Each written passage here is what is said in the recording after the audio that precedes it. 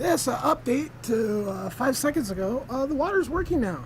Like, I guess I just needed to stand here and complain about it for however long that last video was, and that would take care of it. Probably had nothing to do with the fact that I have the heat cranked up to 75. I opened all the cupboards. I have no idea where the tanks are in this thing, but I fill it up back here. The city water's up there, and I hear the pump up there in the front by the bedroom. So I opened up all the cupboards in there, cranked the heat up to 75, and it finally moved above freezing outside, which probably had more to do with it than anything. But at this point, my water works. Yay! Nothing's broken! Woohoo! I'm dancing now. So I don't want to buy super toxic foam insulation and then chop it up. That's like a real big one. And I don't want to buy a skirting kit and put all those freaking snaps all the way around the RV. Not trying to do all that. But what I did freaking come up with is straw bales. I totally could use some straw bales. So I'm going to get a load of straw bales and then pile them around the outside of the RV, get some pallets, put the pallets out so I can build a little place to put the generator on, tuck the generator into some kind of way that it's blowing the frickin' exhaust, the warm exhaust, kind of like what I have it doing in the back of the truck, but do it so it's underneath the underneath this. I'm not going to be able, well, I might be able to get this done tonight. If I was to go clear out that trailer that I had and this guy answers his text messages on Sundays, I could go get, but he also says he delivers too, which might be totally worth it because it would make my life a lot easier to get it delivered. How much more it would cost, I don't know. They're only $6 a piece. And I'm probably going to need like, I should probably get like 20. I don't know, I'm going to go measure it all. Well, they're 4 feet a piece, and my trailer's 28, 30. I think I did the math wrong. I think I messed up and did more than one value. So I need 18 of them to go around once. So I'm probably gonna need more than 20, because I think I might need to double stack them. So that would be 40. But yeah, straw is super awesome. I can go spread that out over land and totally start to repair the land in some area with that straw. This stuff's totally good to use for that kind of stuff. So, and I don't want to spend money on that crap, that styrofoam crap, and then I have this custom skirt, and then I tow the RV away, and I got this freaking crap. I have a big stack of freaking straw. So big. Way better than a bunch of freaking cut up insulation or anything for that matter, plywood or any tarps or any plastic, straw, frick yeah. Anytime I can use straw and pallets. But I wish I would have had all this concept, I didn't know, I had to test the trailer. I didn't know if I was going to get froze out at what temperature. I had to heat up higher last night than normal, and it still froze up. I didn't know if that was going to happen. I mean, I would have literally done nothing if it never froze up. Why? I bought myself some slippers so my feet don't get cold and walking on the cold floor anymore. Well, fine, cool. But now I have to do something. And I don't know if what I have to do, I'm going to be able to get done before it freezes up again tonight. Knowing it's going to freeze up, though, we'll see.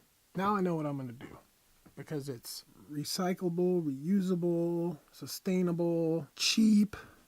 Yeah. Battery in my mic needs to be changed. Okay, so I decided to do a little research on how deep the frost line is. And there's a really good website for it. It's called Hammerpedia. Maybe it's just aggregating information. Where I'm at, right about somewhere here-ish.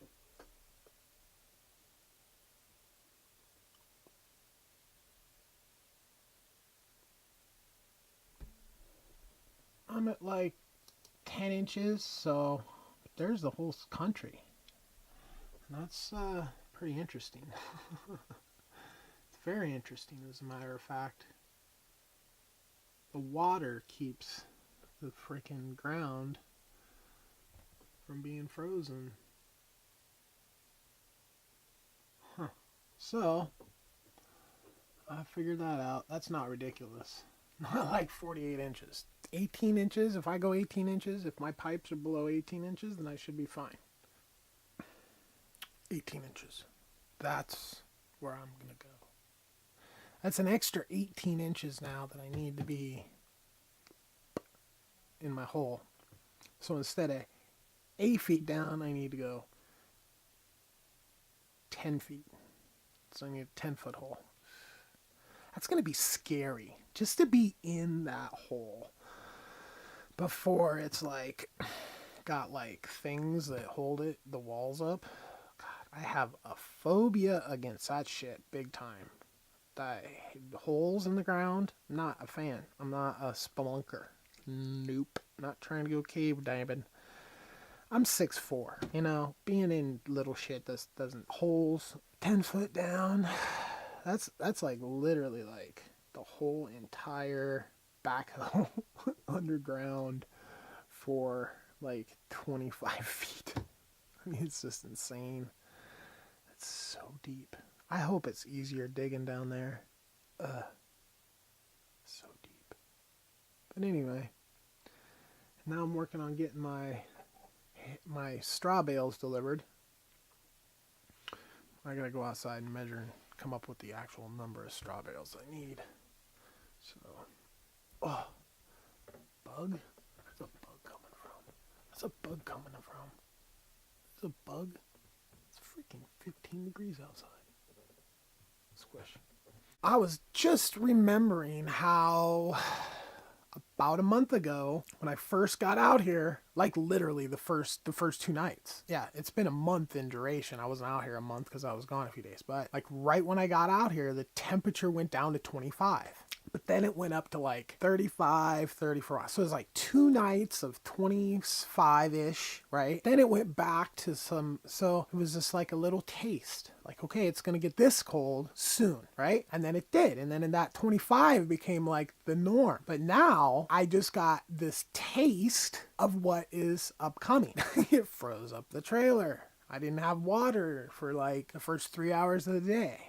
And that could get really bad. Like freezing stuff can break stuff, right? I went outside and I looked and see if there was any kind of leaking or anything. I didn't see anything. So I lucked out. I just was remembering how this happened. It's very interesting how I'm getting these little tastes, you know, and then, okay, so I need to act for this one. So then I got this straw on order and I'm going to go pick up some pallets, right? So between straw and pallets, all super reusable, super cheap, just, you know, building material stuff, right? Bam. I build that out and that will get me okay when the next level comes, which the next level is the teens. It's crazy, right? I mean, seriously.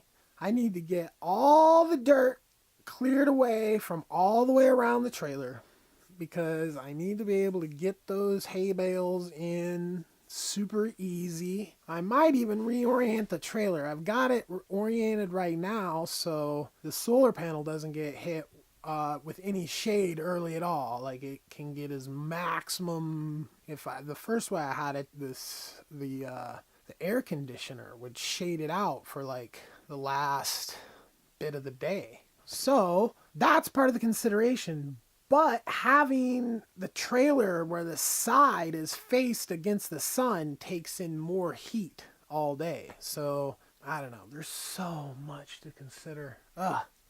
And also I need to not have the trailer where the first housing structure is going to be. Because like literally as soon as the sewage treatment plant is installed, I really start to work on the houses, right? And there's going to be a lot of little side projects that happen to make that happen. Like I have to build the whole dirt sorting, rock sorting thing, you know, a little bit more land clearing.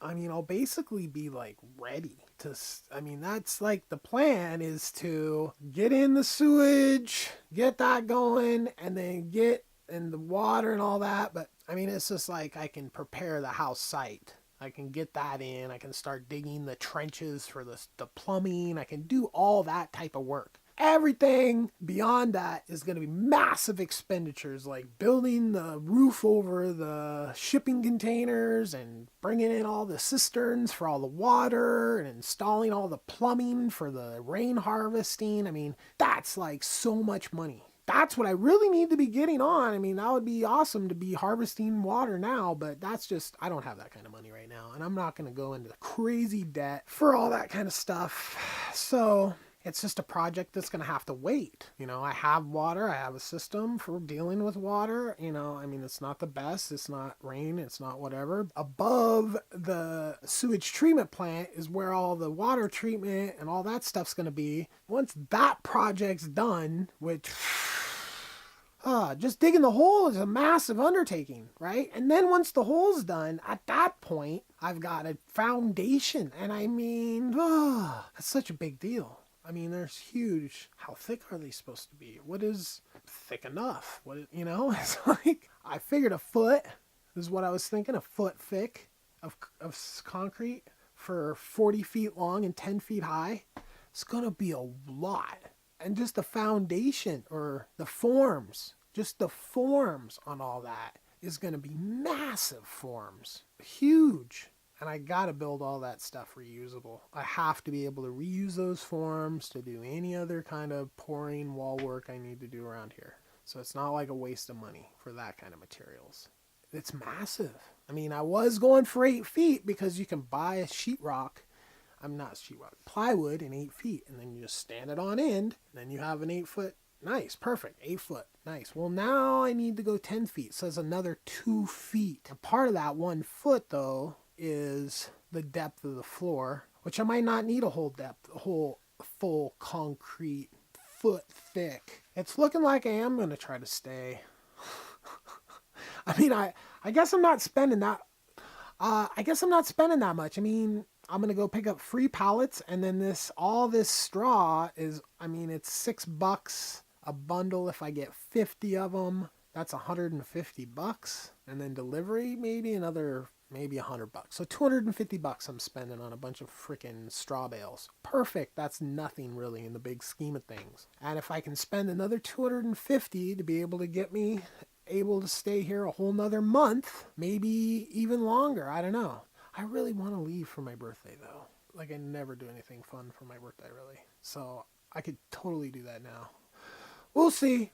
Hey, thanks for watching my videos. And if you like videos like this of off-grid experience and the trials and tribulations of the off-grid lifestyle and building a home from nothing out of the materials that you got, well, I mean, I'll, bring in some stuff, but I mean, I'm building a house. I'm not building a stick timber house or whatever they call the standard house. No, this is going to be a craftsman's house built with unique techniques that's focused on just a really great feeling environment, right? That's what I'm building here. So if you want to watch that process, like the videos if you like them, subscribe, and comment on the video. If I ask a question that you have an answer to, please feel free to answer. Have a great day.